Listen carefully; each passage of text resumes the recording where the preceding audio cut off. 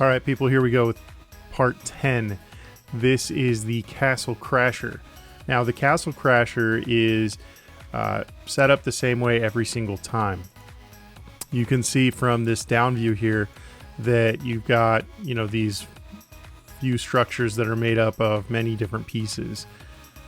There's a couple different ways you can do it. You could program the robot to follow a very specific course to knock everything down, which would probably be the fastest thing.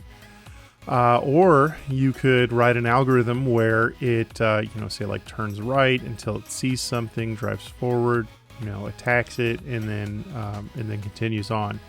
And that's what we're going to do, because you'll also notice that there is another map called Castle Crasher Dynamic. And if you write the algorithm for, just it seeking out and then destroying the certain parts of the castle, that's going to work no matter what configuration is on the field.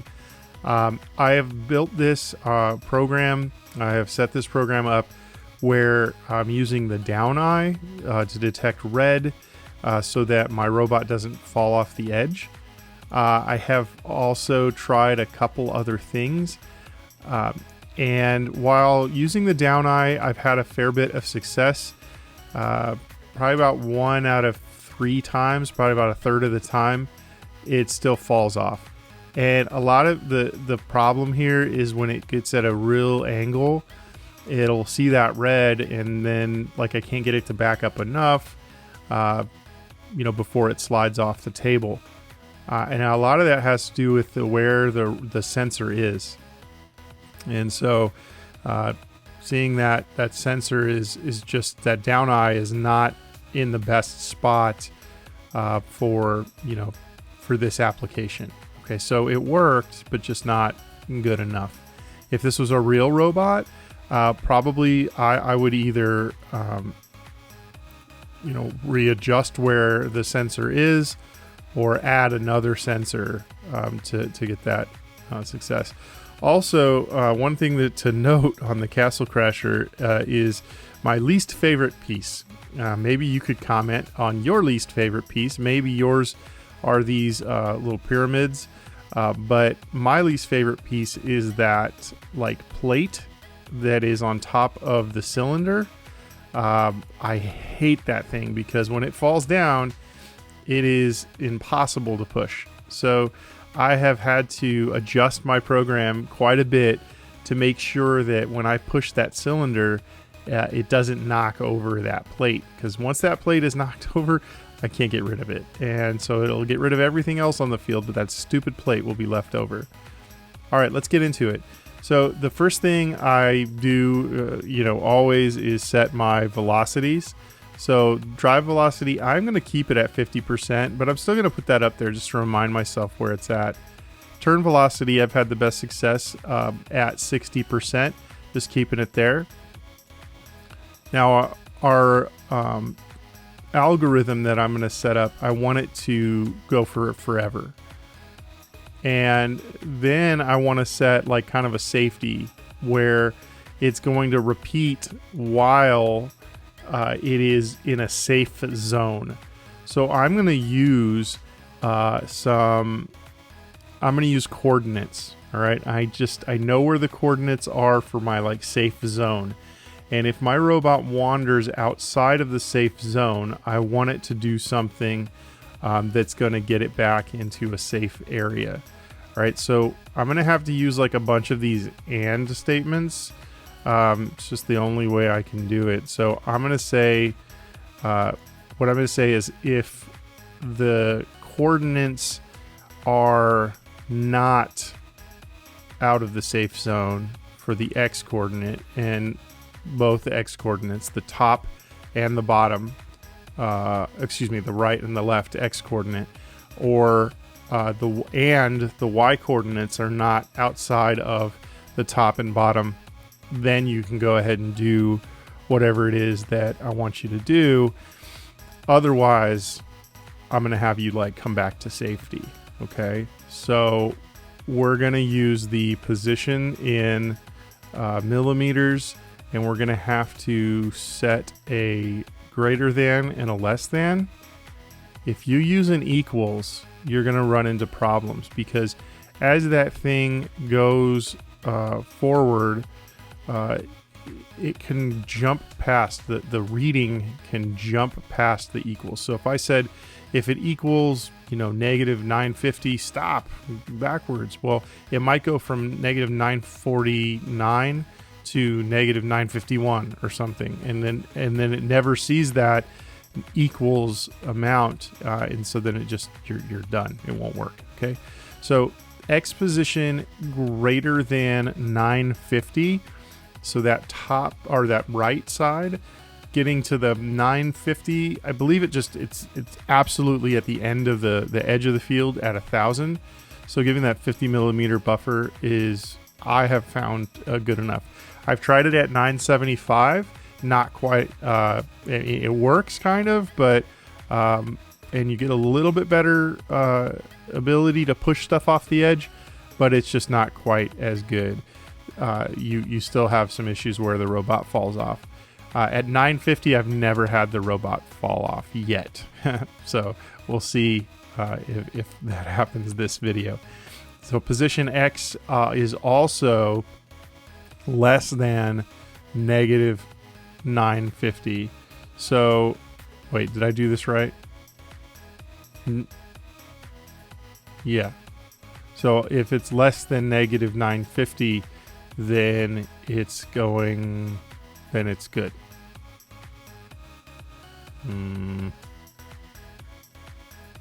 Yeah, okay. But here's the thing, I also want it not. So you know what, I'm not sure why I did it this way, but this works. I know that this works. So here's what I'm saying. I'm saying if position X is not greater than 950, right? Okay, so if it goes above 950, no good. So if it is not above 950, we're fine.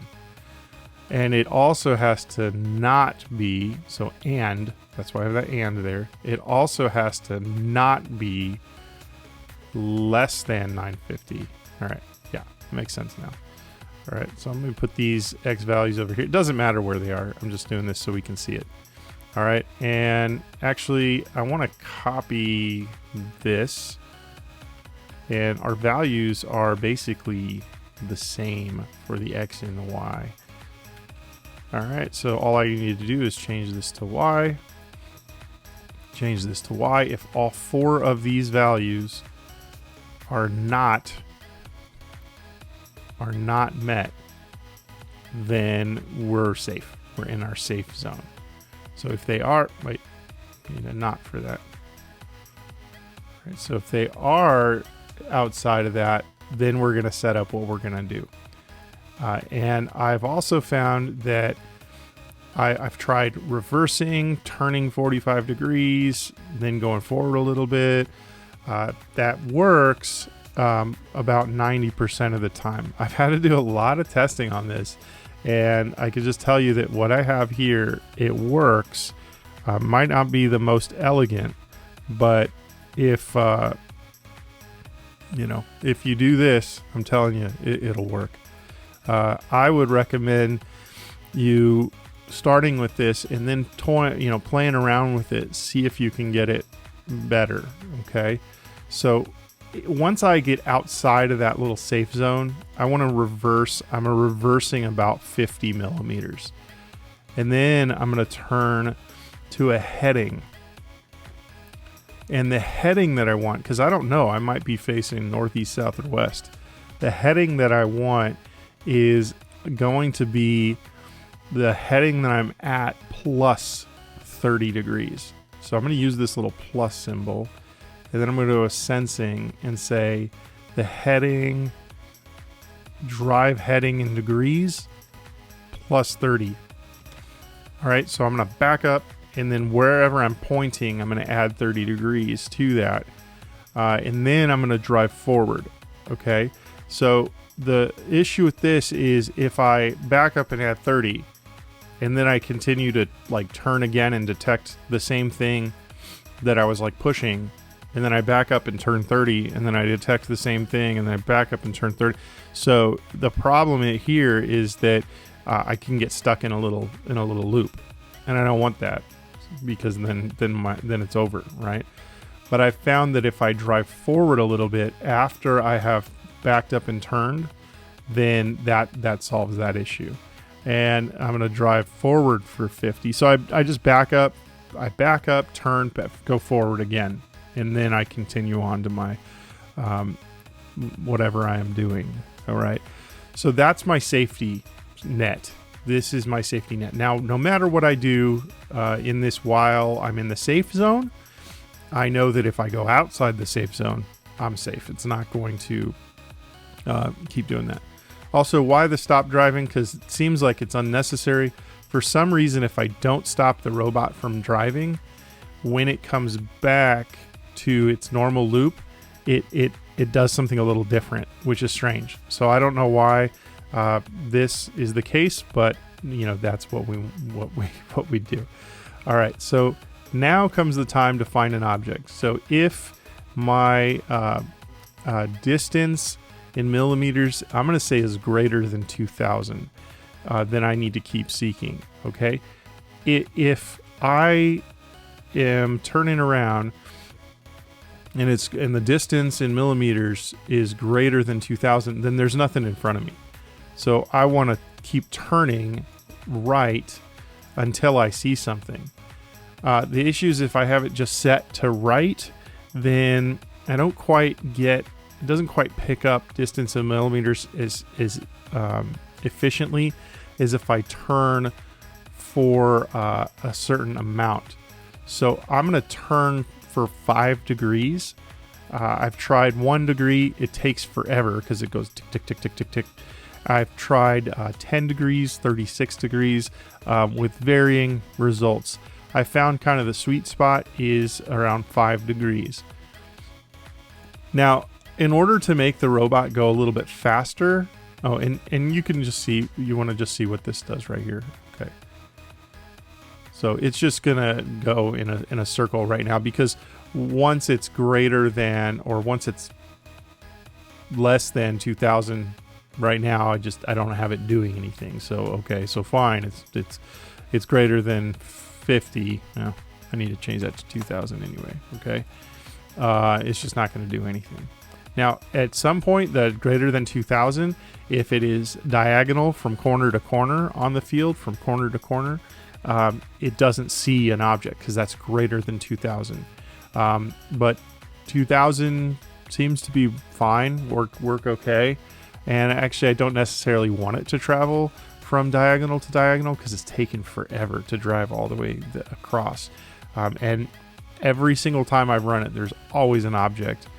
Wherever the robot is, there's always an object that is less than 2,000 millimeters away. So we're fine on that value. And then basically, I want to drive forward. And that's it. That should work. Because I'm just going to drive forward until I see something. Or until I get to an edge. Now, the interesting thing is, when I push like the cylinder, oh cool, it's right in front. Okay.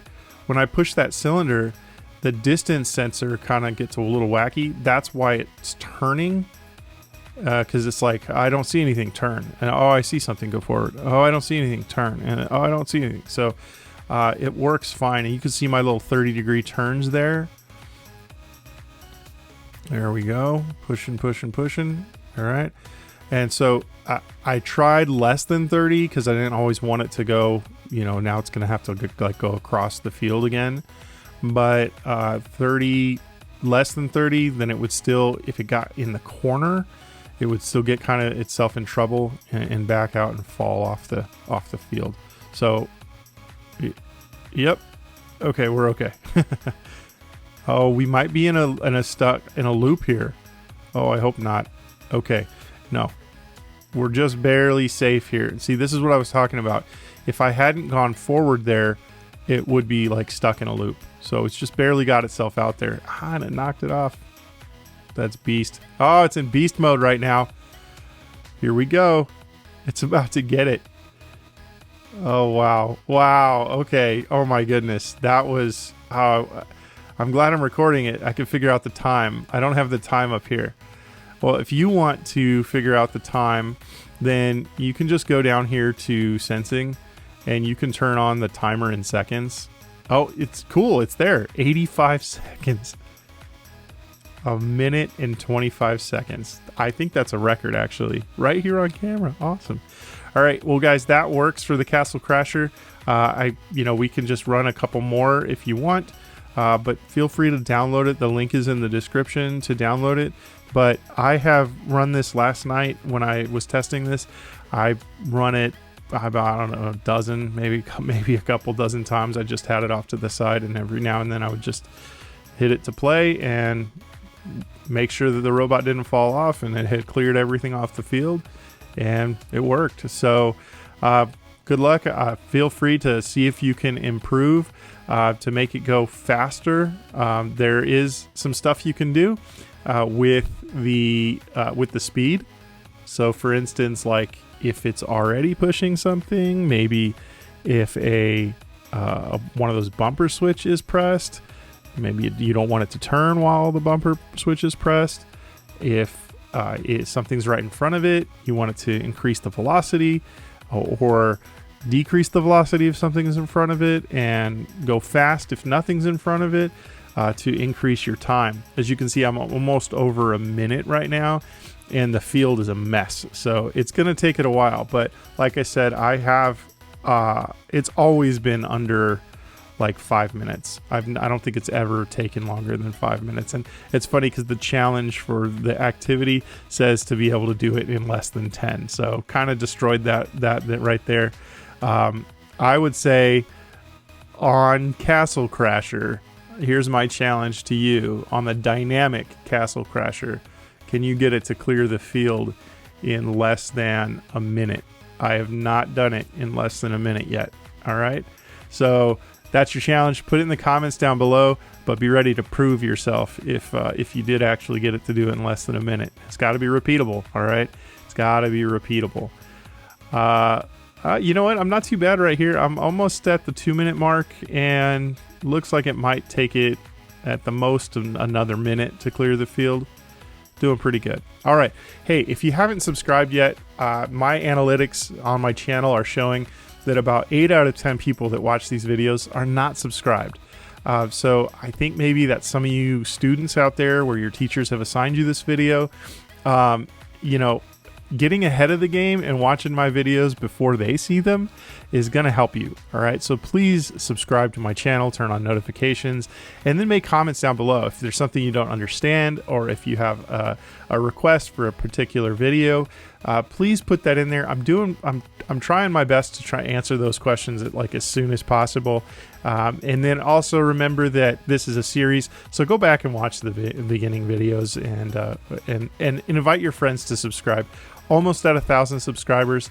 I'm gonna flip out because I never thought I would have 1,000 subscribers, so that's awesome. I'm super excited for that, and I really appreciate you guys and want to show you all the love I can. So have a great day. All right.